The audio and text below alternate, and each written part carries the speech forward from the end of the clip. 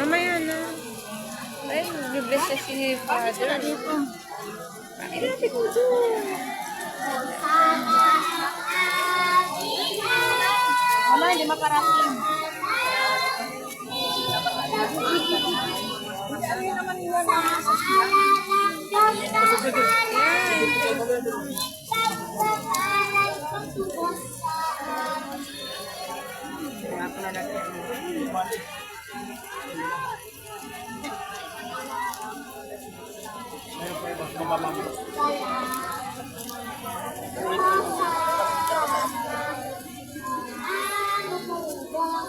Salamat sa Diyos na buong.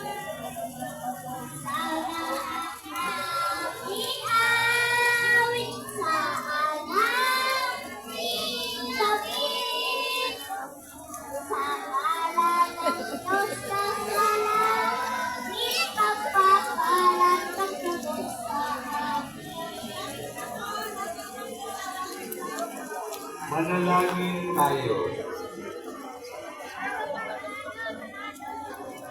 Maraming makapangyarihan, ang mga palaspas na ito ay iyong pagpalain at pabanalin upang sa masaya naming pagbubunyi sa Mesiyas na aming hari, siya'y aming masundan at sa pamamagitan niya'y aming sakitin ang hindi pagmamaliw na lungsod ng Jerusalem na kanyang pinaghaharian kasama mo at ng Espiritu Santo magpasawalang hanggan. Amen.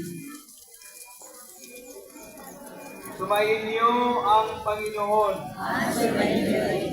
Ang mabuting balita ng Panginoon ayon kay San Lucas. Noong panahong iyon, nagpauna si Jesus patungong Jerusalem.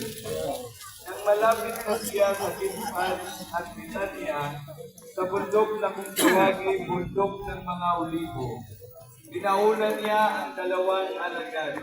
Sinabi niya sa kanila, "Pumunta kayo sa susunod na nayon. Sa pagmasok do'y matatagpuan ninyo ang isang pisirong asnong nakatali. Hindi pa ito nasasakyan ni numan. Kalagin ninyo at dalhin dito.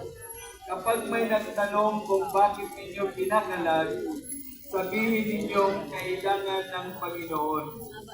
Kaya lumakad ang mga inutusan at natagpuan nga nila ang asno, ayon sa sinabi sa kanila ni Jesus. Samantalang kinakalag nila ito, tinanong sila ng mga may-ari, "Bakit ninyo kinakalag yan?" "Kailangan ito ng Panginoon," tugon nila. Dinala nila kay Jesus ang asno at matapos isabit sa likod nito ang kanilang mga balabal, siya'y pinasakay nila.